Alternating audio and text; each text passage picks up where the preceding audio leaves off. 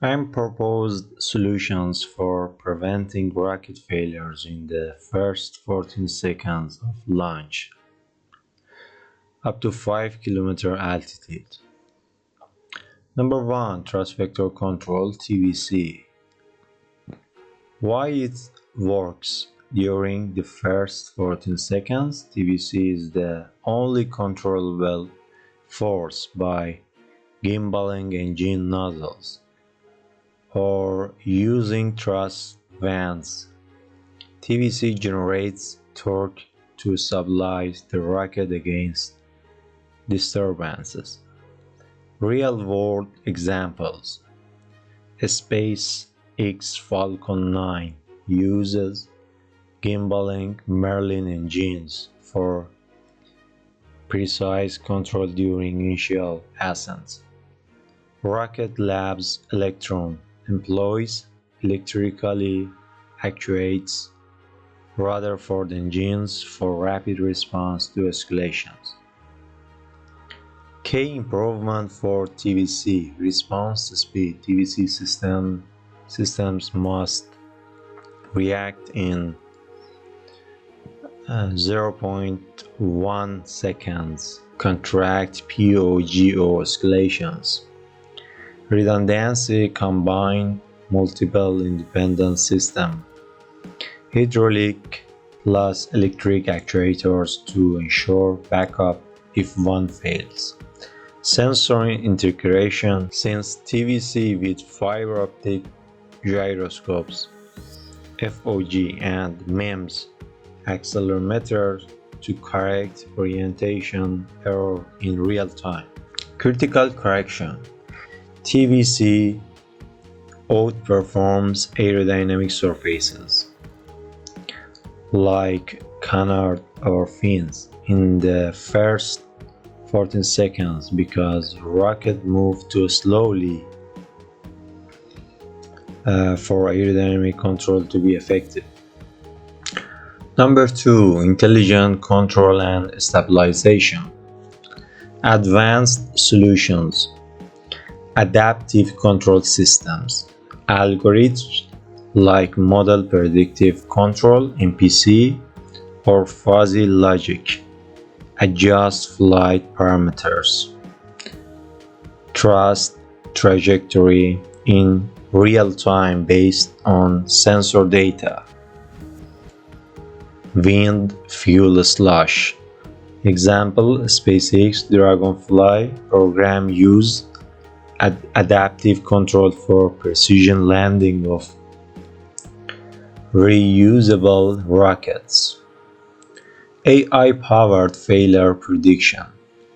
Neural networks analyze telemetry, combustion pressure, vibration to predict failures before they occur.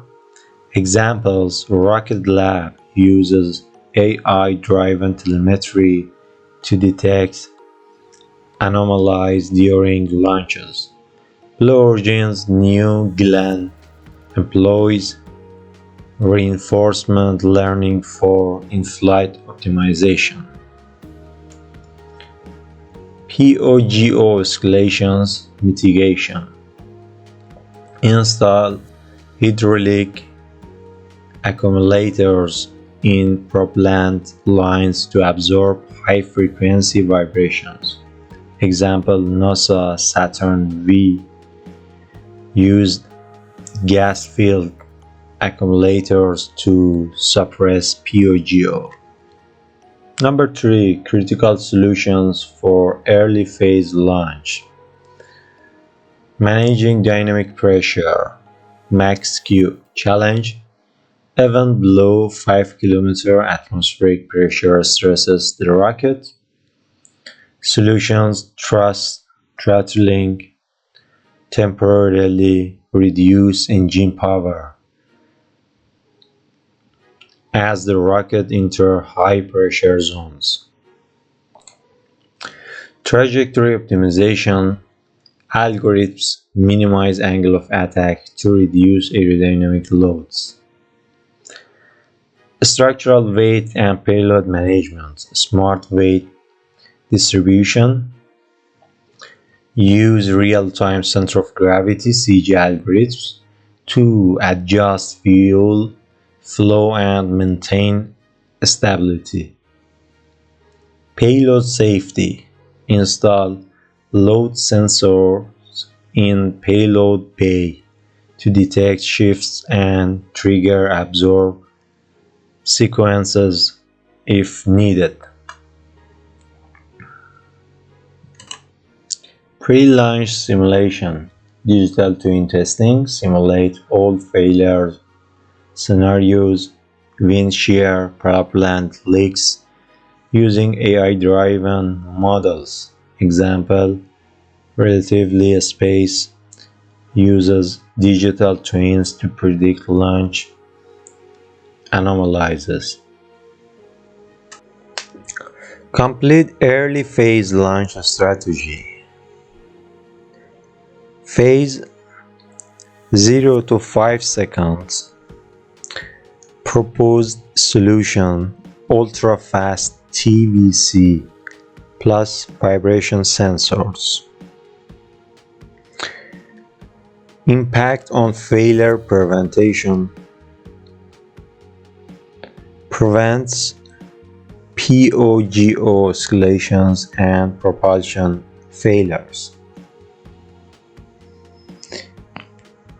Phase 5 to 14 seconds. Proposed solution TVC plus minimal tail fins. Impact on failure prevention. Stabilizes rocket at 100 to 300 meters per second speeds. Phase less than 5 kilometers altitude.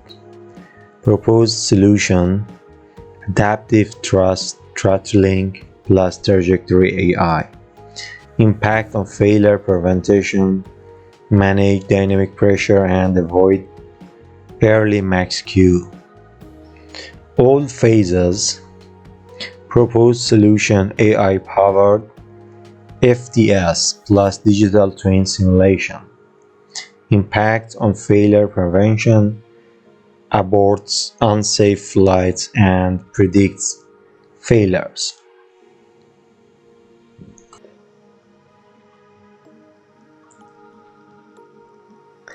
Engineering analysis. Why did Gilmour Space Eris rocket fail? On July 29, 2025, Gilmour Space Technologies made history by launching Eris, Australia's first domestically developed orbital launch vehicle. While the rocket lifted off successfully from the Bowen Spaceport in Queensland, it experienced a failure just 14 seconds into flight, tumbling shortly after liftoff and crashing back to the ground. Despite the outcome, the mission provided critical engineering data. Let's break down the key technical aspects of the Eris rocket and analyze what might have gone wrong, from propulsion to flight dynamics. Number 1. Propulsion system. Hybrid or liquid-fueled engine. Gilmour Space has not publicly confirmed the exact type of engine used on Eris, but based on prior disclosures and test data, Eris likely uses a liquid oxygen and kerosene engine developed in-house under the name Thunderbird engine. Engine type likely a pressure-fed or pump-fed liquid bipropellant engine. Thrust level estimated at 70 to 100 kilonewton. Combustion duration 23 seconds of burn recorded, indicated engine ignited and operated for a significant time after the vehicle lost control. K inside the engine firing for 23 seconds while the rocket was falling suggests that propulsion wasn't the primary cause of failure. The engine likely continued to burn after the vehicle lost attitude control. A common scenario is early stage flight anomalies. Number 2. Fuel pump and feed system. Potential electrical or pressure issue. Gilmour has previously tested turbopump feed engines, but for a first orbital attempt, they may have opted for a pressure feed system to reduce complexity. If pressure feed uses high pressure helium or nitrogen to push fuel into combustion chamber, if pump feed requires a turbopump driven by a gas generator or preburner, more efficient but higher risk. This suggests potential weaknesses in power management or grounding system which could have affected valve actuation, engine start sequence, avionics timing, pump control.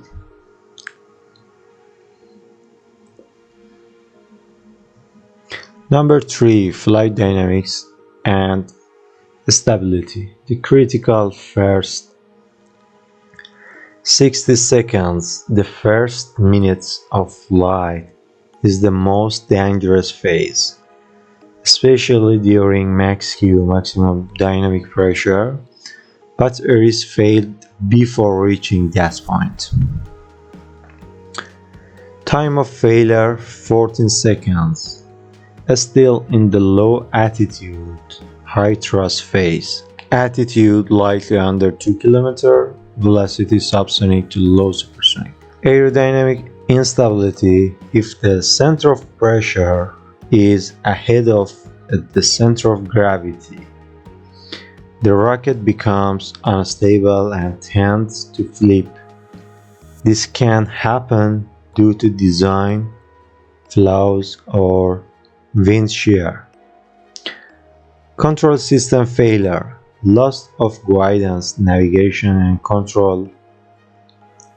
GNC, faulty IMU software bug or actuator failure in the thrust vectoring control.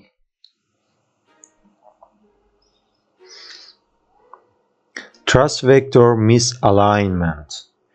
If the nozzle didn't gimbal properly, asymmetric thrust could cause roll or pitch divergence.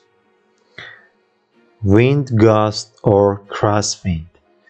Strong lateral winds at liftoff can induce angular momentum, especially in a tall cylinder vehicle. Visual evidence. Footage shows Eris beginning to tilt and rotate shortly after clearing the tower, a classic sign of loss of attitude control. Number 4. Guidance, navigation and control. GNC. For a rocket to fly straight, it needs inertia measurement unit IMU to sense orientation and acceleration, flight computer to process data, and command control surfaces. Actuators for thrust vector control, TVC, or reaction control system, RCS.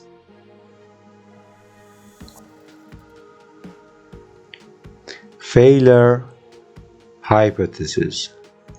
Given that the engine kept burning but the rocket tumbled, the GNC system likely failed. Possible reasons: IMU malfunction or calibration error, software bug in control loop, power interruption to avionics during liftoff, mechanical jam in TVC mechanism.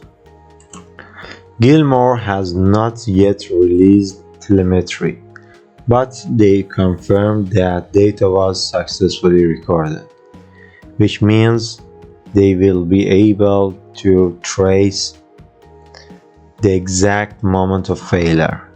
Number 5. Data collection and lessons learned. Despite the failure, Gilmour Space called the mission a partial success, and for good reason. Achievements: successful engine ignition, full duration main engine burn, liftoff and initial no environmental damages. Missed milestones: did not reach max Q, did not stage or reach space, lost attitude control early. Next steps: analyze flight data to identify root cause, improve electrical shielding and grounding,